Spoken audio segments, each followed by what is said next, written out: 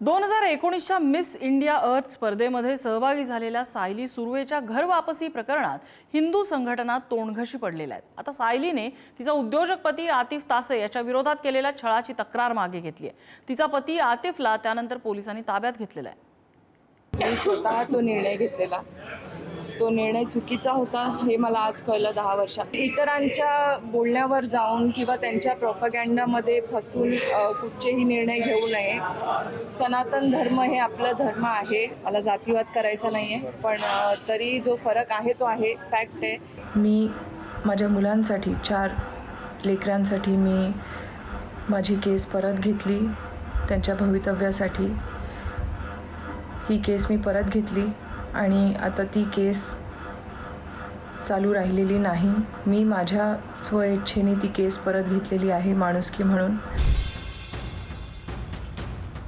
पिंपरी चिंचवडमध्ये मुस्लिम धर्मातून हिंदू धर्मात घरवापसी करणाऱ्या सायली सुर्वेनं महिनाही झाला नाही तर पुन्हा भूमिका बदलली आहे। सायलीनं 10 वर्षापूर्वी घरच्यांच्या विरोधाला न जुमानता उद्योजक आतिफ तासे याच्याजवळ विवाह केला होता। त्याच्यापासून तिला 4 मुलंही झाली। या काळात तिचं धर्मांतर करण्यात आलं, तिचं नाव बदलून आयशा ठेवण्यात आलं होतं। नमाज बुरख्यासाठी तिच्यावर दबाव टाकण्यात येत होता। शारीरिक आणि मानसिक छळाला कंटाळून अखेरीस सायलीनं पती आणि सासू विरोधात पोलिसात तक्रार दाखल केली होती।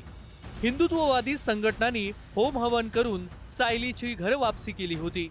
तिचं नाव अध्या असं ठेवण्यात आलं होतं। मात्र महिनाभरानंतर आता सायलीनं पुन्हा भूमिका बदलली आहे। ही गोष्ट क्लिअर करावीत की ती केस आता राहिलेली नाही। मी माझ्या मुलांच्या भवितव्यासाठी ती केस परत घेतलेली आहे आणि मी माझ्या आयुष्यात पुढे काहीतरी चांगलं करायचा प्रयत्न करेन सर्वांसाठीच।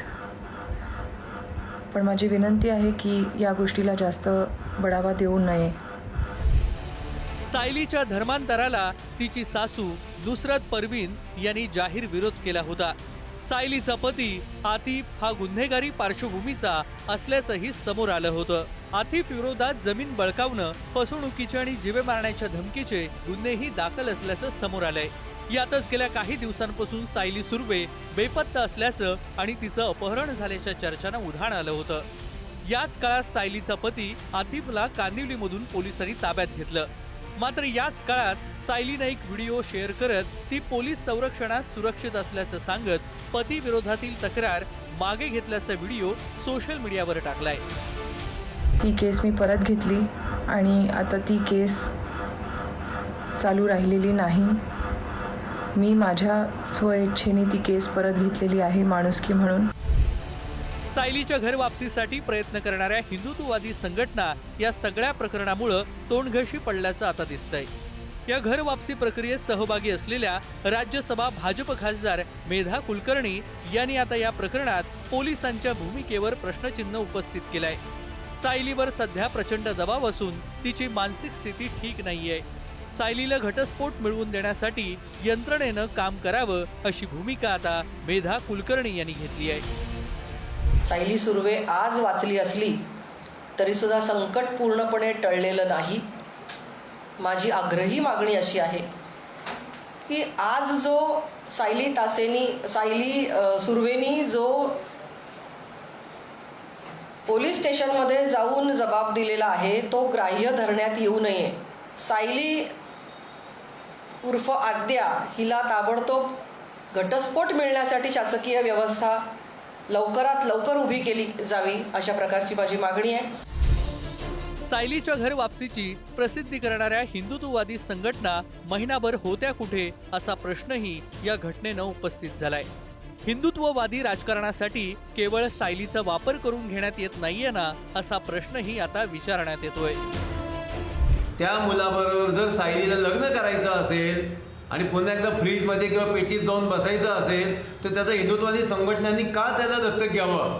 आणि ही मुलगीसुद्धा 48 तासानंतर सगळं प्रकरण मीडियावर आल्यानंतर जर समोरून सांगत असेल की माझं किडनॅप झालं नाही, मी स्वखुशीने गेलो आहे आणि असं करून हिंदुत्ववाद्यांना जर तोंड कशी पाडत असतील तर हिंदुत्ववादी संघटनांना सुद्धा आमचं आव्हान आहे की प्रत्येक लग्न दत्तक घेण्याची गरज नाही।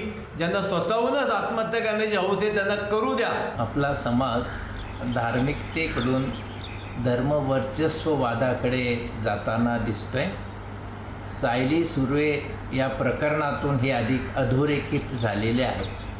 त्या स्वतः असं म्हणतायत की माझं अपहरण झालेलं नाही, तरी पण धर्मरक्षक आणि एकूण धर्मवादी मंडळी ज्या पद्धतीने एकूण सामाजिक वातावरण निर्माण करतायत, त्यातून समाज बिथरलेला आहे. मोठमोठ्या गाड्यांच्या वरती, ट्रकवरती, व्हॅनवरती सुद्धा असं लिहित आहेत की जिहादपासून ताईंना वाचवा आणि कसायापासून गाईंना वाचवा, असे स्लोगन्ससुद्धा जेव्हा समाजात मोठ्या प्रमाणात फिरताना दिसतात, त्याचा सामाजिक दुष्परिणाम मोठा होणार आहे.